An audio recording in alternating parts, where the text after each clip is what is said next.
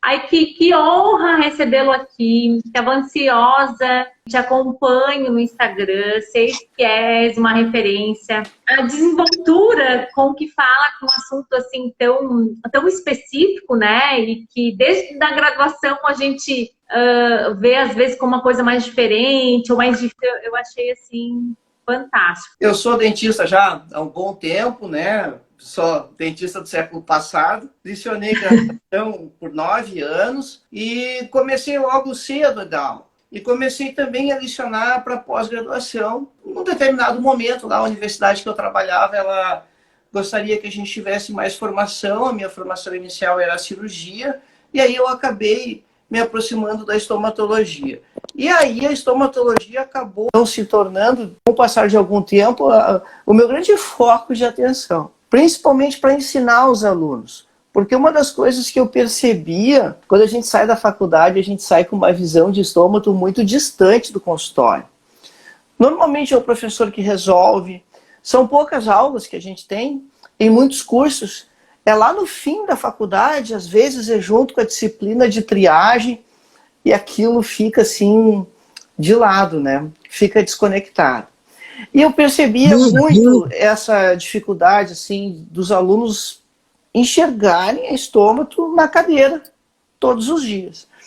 Então, tem muito aquele conceito assim, de que você tem que ser estomatologista para fazer estomatologia. E quando, na verdade, a maioria dos problemas, a maioria das alterações, elas são de baixa complexidade. O que está no consultório, no dia a dia dos nossos atendimentos, são as coisas mais simples, que têm um grande impacto para o paciente, porque aquilo é mais simples do ponto de vista da evolução da doença, do processo, da cura. Mas para a pessoa que está sofrendo com um problema, ela não sabe se aquilo é mais ou menos simples, e se aquilo é mais ou menos difícil de resolver. E aí, o que acaba acontecendo? A gente está lá na nossa atividade principal lá, né? Então, focado na odontopediatria, focado na estética, focado no implante, focado naquilo que a gente gosta de fazer. E quando aparece alguma coisa diferente, a gente naturalmente manda o paciente embora do consultório,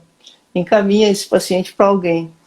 E olha, é fantástico ver, porque então eu estou na outra ponta, né? Eu recebo esses encaminhamentos. Então é fantástico ver assim, colegas extremamente capacitados, muito habilidosos na sua área, na sua especialidade, com treinamento muito rico, muito grande, e que na hora dessas coisas que, perto de tudo que eles sabem, perto de todo o treinamento que eles têm, acabam travando, né? Acabam travando e abrindo mão dos casos. E aí então que veio o lance de começar a mostrar isso. Começar a ensinar para os colegas, olha, tem um universo de coisas para ser feita no consultório, que você pode fazer, e que você não precisa ter medo de que tudo é câncer de boca, pelo contrário. O que menos você vai ver no consultório vai ser câncer de boca, isso é o mais raro de aparecer. É claro que tem que estar atento, porque quando isso aparece, a chance que a gente tem de salvar a vida de uma pessoa, talvez, ou de ter muito impacto na cura, mas isso não é a regra. E a gente precisa, talvez, perder um pouquinho mais de tempo assim, para revisar essas coisas, essas lesões, e incrementar muito do nosso atendimento, assim, incrementar muito.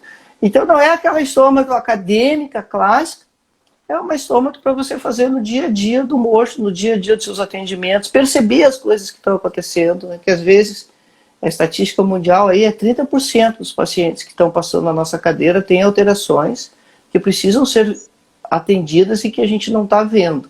Se você atende idosos, né, o contrário do nosso foco de hoje, mas aí esse número vai lá para cima, porque eles têm mais necessidades ainda. Mas essa é a tendência da população, né, o envelhecimento. Sem dúvida, e vai envelhecendo a população, e a gente sabe, né, que a sobrecarga, inclusive, de problemas e de lesões, elas vão aumentando.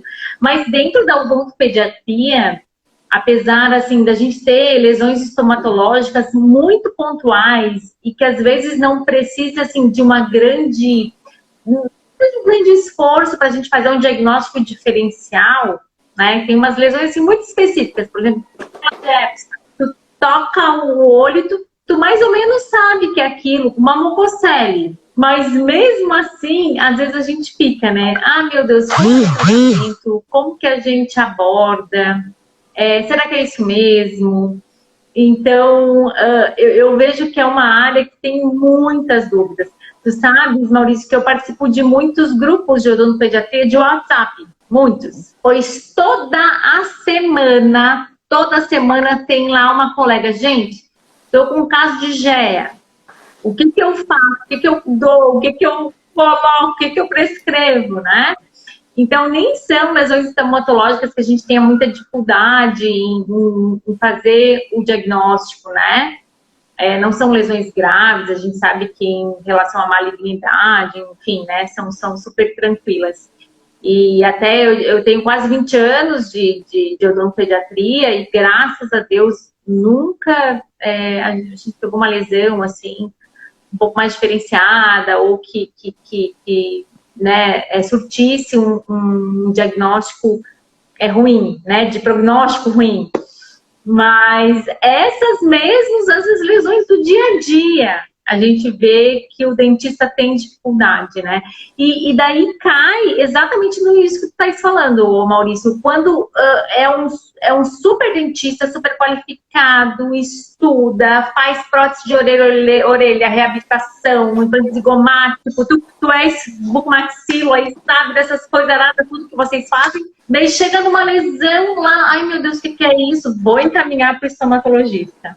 Então, olha, parabéns pelo teu trabalho, assim, olha, é fantástico, assim, a forma como você desmistifica e como você coloca isso de uma forma mais simples, né, mais palpável, para o dentista, isso é muito legal, assim, né, nos ajuda muito.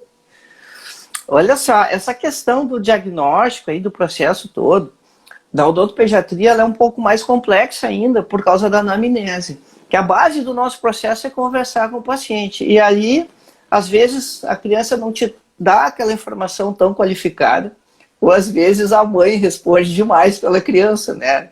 Por exemplo, você quer saber da dor e todas as respostas de dor, quem sabe dar é a criança, porque ela que está sofrendo, e a mãe responde antecipadamente, sendo que a mãe não está vivendo a experiência. Então a gente precisa adequar já essa questão, né, da conversa, da anamnese, ver de acordo ali com a faixa etária o que a gente pode direcionar para a criança mesmo responder e o que a família, né, vai ter que nos dizer. Porque essa é a base, já quando a gente está conversando, a gente já consegue pautar mais ou menos ali pelas características, se aquilo é inflamatório, aí o nosso raciocínio vai para um lado, e sendo inflamatório, se pode ser viral, bacteriano, ou só inflamatório mesmo, né? E aí sim alinhar a forma de tratamento. Porque o negócio que chega a ser cômico, né? Se a gente fizer a comparação com o pediatra, com o médico, e às vezes as crianças que têm essas alterações bucais, a família acaba levando no médico, não tem diagnóstico, né? Tudo é estomatite. E aí, tudo é estomatite. Não faz diferença se é gengiva estomatite herpética, se é herpangina, impetigo, não, tudo é estomatite. E aí faz um pacotinho, né? Analgésico e antitérmico para dar conforto, antibiótico, que muitas vezes não precisa, porque é viral, e um anti-inflamatório, porque também pode ser que não seja bacteriano, enfim, fecha o kitzinho ali. E às vezes as coisas vão se resolver até espontaneamente, porque se é um vírus, vai ter que fechar o ciclo do vírus. Onde é que está a essência aí? A essência está em acertar primeiro o diagnóstico. Não é fácil, claro, a gente erra, mas é um processo que, se a gente começa a fazer, ele é muito legal. A gente acaba viciando, né? Porque sempre vai nos desafiar um pouco. E falando dessa questão assim de casos que podem ser complicados ou difíceis, tem uma questão ali assim, para a criança que ela é muito importante. E que ela não passa muito no nosso consultório, mas ela pode sim estar presente, que é a questão das leucemias. Então, se você tem que estar atento para alguma situação da criança, você tem que estar atento para a leucemia. A prevalência de leucemia na população, população em geral, assim, ela não é muito alta. Mas nas crianças é o tumor maligno mais comum. Então, a gente precisa lembrar ainda o seguinte, que 89% mais ou menos dos pacientes que têm leucemia, e aí não é só criança, mas olha como é alto, as crianças estão aí nesse bolo, eles têm manifestação bucal. E desses, 22% vão procurar o dentista, por causa do sangramento gengival, por causa de úlceras que apareceram na boca. Então, se você está vendo uma gengivite aí que você não está entendendo o que está acontecendo, se o paciente está fazendo úlceras feias, assim, necróticas, que você também não está entendendo o que está acontecendo ali, essa gengivite, essa úlcera, assim, ela está fora daquilo que a gente costuma ver, esse é o caso que você tem que se ligar. Esse é um caso que, sim, pode ser uma situação grave. E essas informações que o Maurício está pedindo para a gente não costuma ouvir nem em congresso, nem, eventualmente, nem livro, né?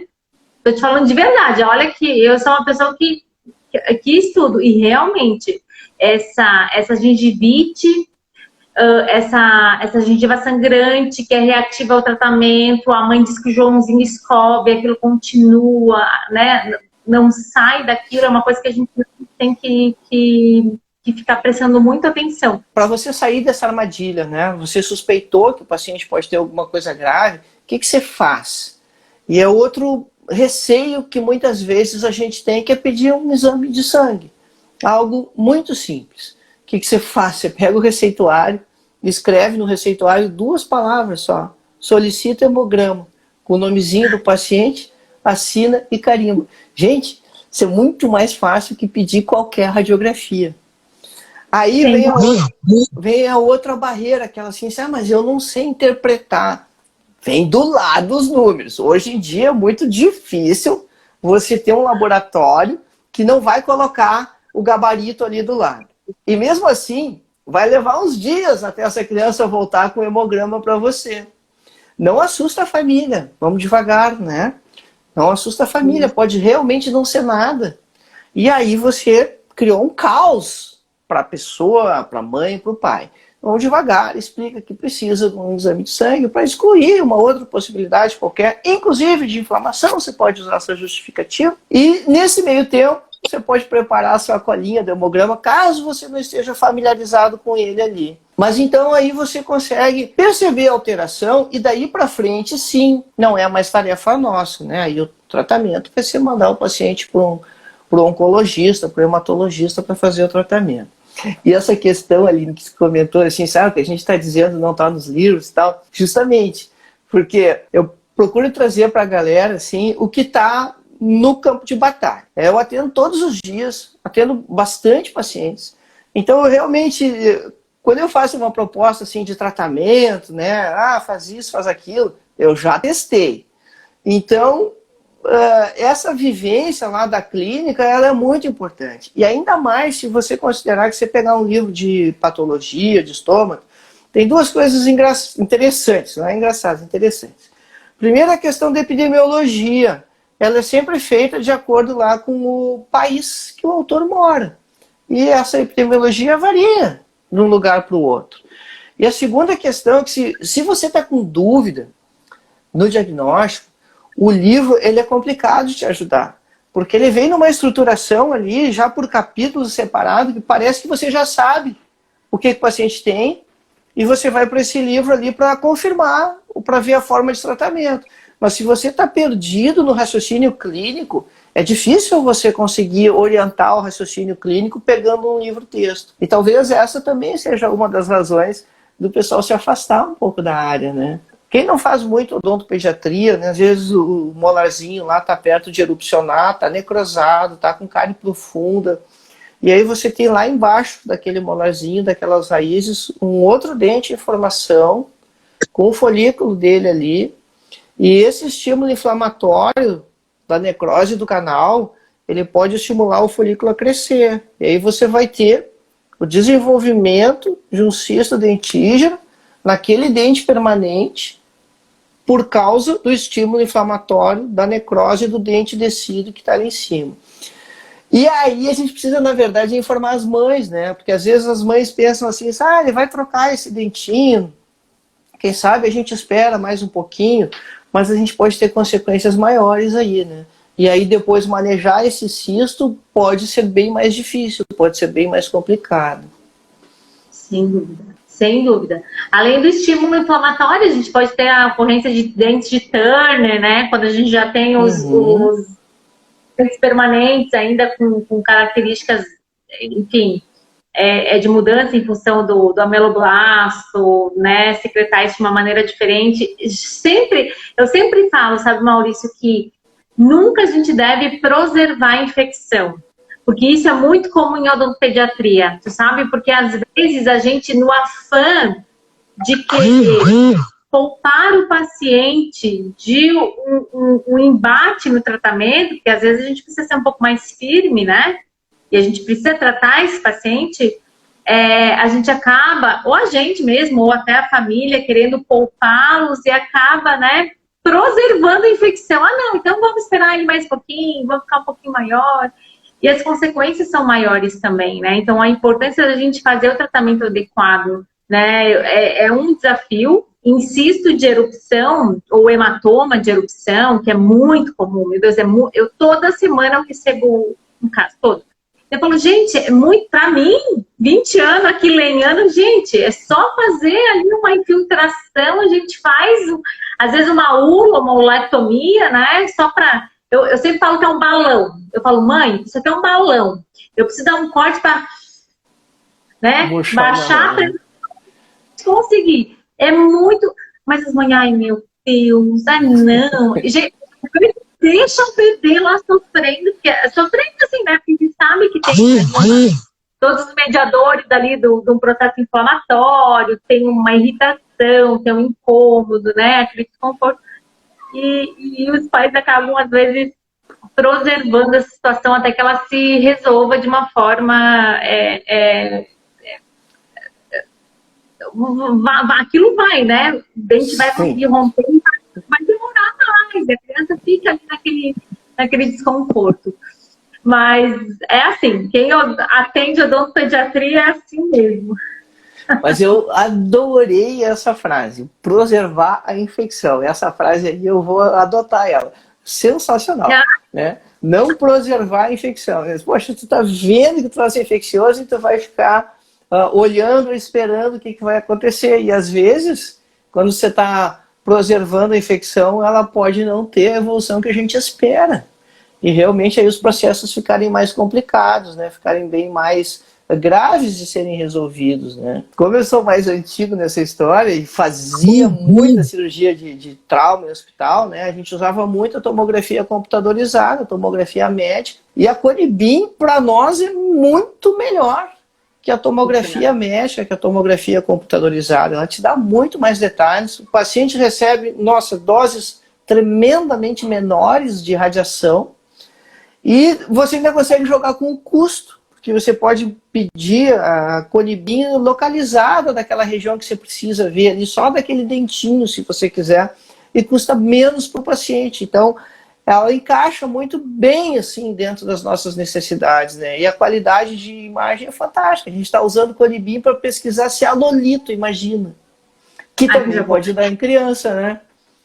Sem dúvida. Se você está em dúvida se o paciente está com cianolito, está fazendo cianolitíase, cara, Conibin é o exame para te ajudar nisso, né? Antes a gente diz, faz uma oclusal, já está difícil achar quem faça oclusal, a Conibin resolve. Não, e é muito legal de falar isso, Maurício, porque é assim, a odontopediatria, ela erroneamente tem, assim, essa aura de ser uma das especialidades mais pobres da odontologia. E a gente, eu acho que às vezes o odontopediatra meio que traz isso pra gente, né? E daí, às vezes a gente fica até... Isso é um concurso, né? Todo mundo quer ser o mais pobre. Né? Não, a gente quer assim, a gente fica até assim, meio receoso de pedir um exame, né? Gente, tem que pedir. Eu peço muito a Conibin. Dente supranumerário, odontoma, né? Assim, a gente pede assim de rotina. E isso muda a vida. Tu sabe exatamente onde que tu tá. Quais as estruturas tu tens que não, né, tu tens que passar, então é uma coisa muito importante, assim, a presença de toda essa tecnologia, né, Maurício?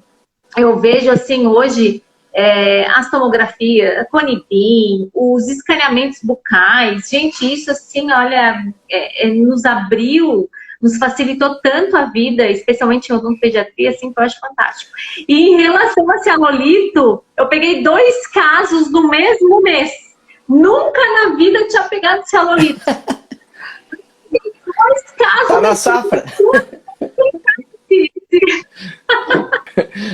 Tá na safra. E eu queria saber, Maurício, em relação, a gente estava falando ali de GEA, né, de gengiva, estomatite herpética aguda, e da dificuldade, às vezes, dos médicos pediatras, e às vezes, quando tu tens, né, uma criança na primeira infância, de 3 a 5 anos, que tem uma repercussão sistêmica, às vezes, tão grave, por exemplo, tu pega uma GEA, a criança fica com uma febre alta, fica inapetente, não quer comer, não toma nada, fica todo ruim, fica prostrado.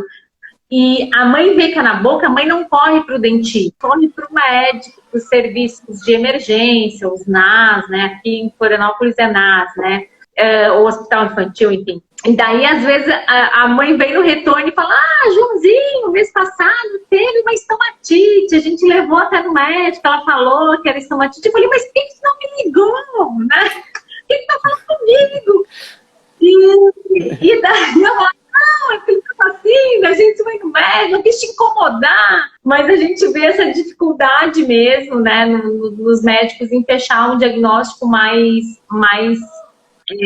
no alvo, assim, mais certeiro, e nessa carrada de medicamento, né? Assim, tá naquela, já mais certinho ali. Então, realmente, né?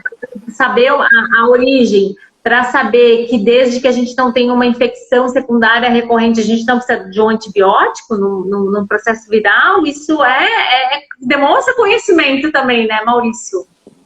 Isso é importante, porque se você faz já o diagnóstico que a criança teve gengiva estomatite herpética, você já está sabendo que para o futuro o seu paciente vai poder fazer, com grande possibilidade, o herpes recorrente, fazer as lesões secundárias, que dá em criança também. Crianças de 6, 7, 8, 9, 10 anos, pré-adolescentes, podem fazer o herpes recorrente. E se você teve a oportunidade de ver a gengiva estomatite herpética, fazer o diagnóstico, isso vai estar lá nos seus registros, né? Você vai ter muito menos dificuldade depois do que se houve aquele diagnóstico lá inespecífico de uma estomatite, que ninguém sabia o que era, e que pode depois faltar essa informação lá. E tem uma outra situação que está voltando no Brasil, que é a questão do sarampo. Foi uma doença que quase tinha desaparecido. E o sarampo tem manifestação bucal. E às vezes a primeira manifestação bucal, a primeira manifestação do sarampo é a manifestação bucal. Que, claro, é uma doença viral, né? Então vem aquela esculhambação toda junto, né? Vem febre, vem a criança fica apática, vem dor, vem toda aquela questão imunológica intensa de resposta. Mas lá dentro da boca fica áreas avermelhadas com um pontinho branco, chamados o sinal de Koplik. E, gente, se a gente vê isso, claro, a gente não faz o tratamento do sarampo, mas primeira coisa, você já sabe que não é uma estomatite qualquer. Você já tem uma orientação muito clara para dar para a família. Aquilo não vai ser um pontinho branco com halo vermelho, com halo eritematoso. Vão ser vários, normalmente na região jugal. E qual é a possibilidade de diagnóstico diferencial? É daqui a pouco você achar que é candidíase. Mas olha, se liga, né, gente? Anamnese antes, tal, exame físico, candidíase, não tem essa resposta sistêmica exacerbada. E aí você separa, né? Poxa, não pode ser candidíase porque tem uma resposta muito intensa acontecendo junto. Não tem aquele típica manifestação da gengiva estomatite herpética, você não vai ter na gengiva. E é que é difícil a família perceber a vesícula na gengiva estomatite herpética, porque ela é delicada e rompe fácil. Mas às vezes as pessoas viram que tinha uma bolinha. Essa é a pergunta, né? A pergunta para a família é essa. Tinha uma bolinha antes da feridinha? Aquilo ou seja, tinha uma vesícula antes da úlcera, e se tinha bolinha antes da feridinha, aí você vai pensar no herpes. Mas se aquilo é ponto branco, com linha vermelha em roda, múltiplo, como se aquilo fosse salpicado, petit pois, né? Salpicado nas mucosas jugais, aí você tem que pensar no sarampo, que está voltando a aparecer, está voltando a acontecer. Sem dúvida, tá voltando. E olha que, realmente, claro, também tem um pouco de sorte do profissional, mas olha que diferenciação se você, enquanto odontopediatra, enquanto dentista, tá lá no exame clínico, pega aquele período um pouquinho mais, né, prodrômico ali, antes né, da coisa vir mesmo, e você já consegue localizar isso, falar, olha, né... Isso tem muito impacto, né? Muito impacto, olha a geração de valor né, do seu trabalho, dizer, meu Deus, antes de começar a dar realmente, o dentista diagnosticou que era sarampo. Então são coisas bem importantes, assim. Até nessa questão do herpes, né, Aline, que é assim, uma questão que a família sempre vem muito assustada. A mãe, o pai, eles sempre estão muito ansiosos, assim, eles estão muito angustiados, né, do que é isso que está acontecendo, e você também conseguir explicar o processo, que é uma doença viral, que é isso. Todo mundo sabe o que é herpes na população, mas você conseguir fazer essa conexão para a família, de novo, assim, tem muito valor, né? Você agrega muito no seu atendimento. Isso é fácil, né? É fácil da gente fazer, essas são as coisas que não são difíceis da gente resolver. Uma outra questão, assim, que dá bastante em criança, que gera muita angústia, é a língua geográfica. Porque amplamente distribuída, você também não tem cura para a língua geográfica, né? Para glossite migratória benigna, não sei porque que bota esses nomes, né? Mas você consegue, de novo, assim, tranquilizar a família, explicar, né, o processo. Isso também tem muito valor, sim, né? Quando as pessoas, às vezes, já rodaram por 2, 3 profissionais, estão extremamente angustiados com aquelas manchas. E ainda o pior, né, na língua geográfica, o que mais assusta as pessoas é que aquelas manchas mudam de lugar. Mas isso... E aí isso impressiona, né?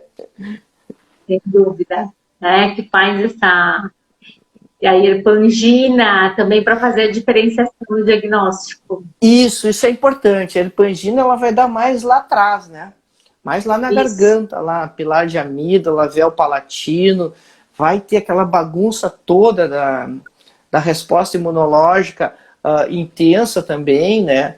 Um vírus, é um vírus, é o nome de uma cidade nos Estados Unidos, né? Coxsackie, eu nunca sei dizer direito o nome.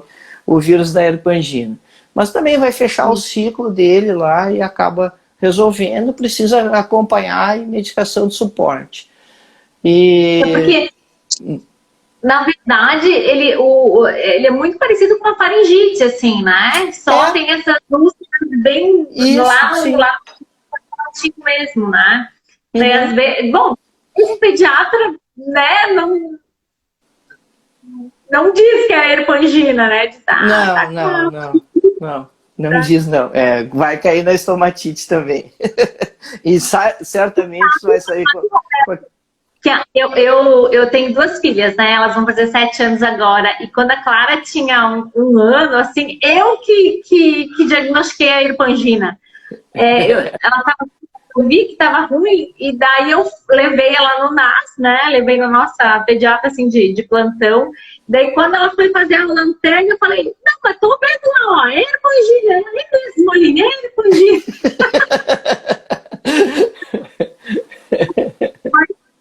É porque realmente estava lá na amígdala não, anterior ali, véu palatino. E em relação, Maurício, a língua geográfica, gente, é muito comum, muito comum. E teve um caso uma vez, que eu lembro, assim, muito específico, que a mãe veio, a queixa principal da mãe era ver a língua, né? Daí ela realmente estava muito... Ela falou, olha, o que é essa língua? Não estou entendendo o que é isso. Eu vi que ela realmente estava muito assustada em relação àquela língua. Tipo, não, fica tranquila, isso aqui, né? é uma lesão benigna, vai repapilar, vai voltar, vai descamar, enfim. E Maurício, depois vai ter uma hora que vem de novo, é assim. Tem uma armadilha aqui, né, gente? Mas é que é bem diferente, pessoal. Mas se a língua tá carequinha, despapilada, avermelhadinha, assim, fininha, fininha, fininha, toda ela, aí você tem que estar ligado, que aí não é língua geográfica. Aí a possibilidade é que isso seja anemia. Isso também tem um nome bacana, né? É glossite de Hunter. Tem 2 nomes, né? Tu pode escolher se quer em alemão ou se quer em inglês. Ou glossite de Müller, né? Mas é a língua careca. A língua despapilada, bem lisinha, e isso pode ser um sinal de anemia. De novo, o mesmo exame daquele que a gente usa quando suspeita de hemograma. 2 palavrinhas só, solicita hemograma, é isso aí. E aí você esclarece. Então, atenção com esse sinal da língua despapilada. Isso, odontopediatra nenhum ouviu falar. Gente, nunca. Língua totalmente despapilada, olha aí, possibilidade de anemia. Olha que coisa importante da gente saber para o nosso exame clínico, gente. Olha que coisa maravilhosa. Isso não é comum, não é tão comum ver em criança, Aline. É mais comum ver em pacientes com mais idade, mas a criança está sujeita, né? Não, sem dúvida. E, inclusive, é um sujeito bem anêmico, né? As crianças, a gente vê, né? Enfim, né? Tem essas possibilidades de anemia. Olha que coisa importante a gente saber no nosso exame clínico. Maurício, me tira uma dúvida. Em relação ainda à língua geográfica. Os livros, de modo geral, falam que é uma condição que ela tende a parar, e depois ali ela é muito comum até 8, 9 anos, e depois as coisas vão melhorando, não acontecendo mais, ou então eu vou me tornar um adulto com língua geográfica, assim. Isso é verdade ou não? Olha só, de novo, assim, a formação de campo de batalha. É imprevisível. É imprevisível. Então você vai ter também uma outra questão que não é de criança, que é líquen plano, você vai para o livro lá, diz que vai curar em 10 anos. Eu tenho paciente que tem líquen há 20 anos. Então não dá para ter esse parâmetro. E na língua geográfica também isso é imprevisível. É idiopático, né? Às vezes a gente vê causas diversas citadas na literatura, mas na verdade é idiopático. É amplamente distribuído nas faixas etárias. Nos Estados Unidos afeta 2% da população.